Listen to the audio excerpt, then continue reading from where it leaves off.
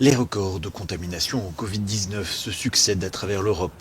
Le Danemark a dépassé les 16 000 cas quotidiens selon un dernier comptage, ce qui fait de ce pays de moins de 6 millions d'habitants le plus touché au monde par cette nouvelle vague.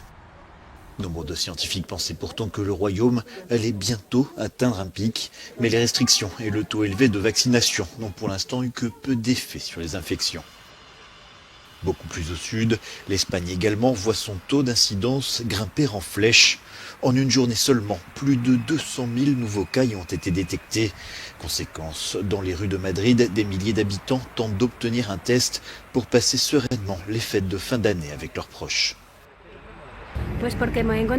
Eh bien, je viens parce que j'ai des symptômes, j'ai des amis qui ont été testés positifs et à la pharmacie, c'est un peu difficile d'obtenir des tests. En fait, c'est un peu le chaos.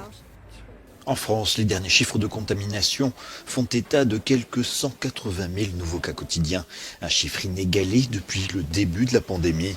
Le gouvernement a annoncé que les autotests seraient désormais disponibles en supermarché, comme c'est déjà le cas en Belgique. On a besoin d'avoir des tests Covid pour tester les enfants essentiellement.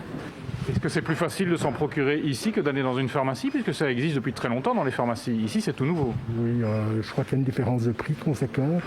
C'était 8 € dans les pharmacies, ici 3,50 €, c'est différent bien sûr. Enfin, le Royaume-Uni, confronté à une propagation fulgurante du variant Omicron, a enregistré mardi près de 130 000 cas de Covid-19 supplémentaires en Angleterre et au Pays de Galles. Encore un nouveau record dont le pays se serait bien passé.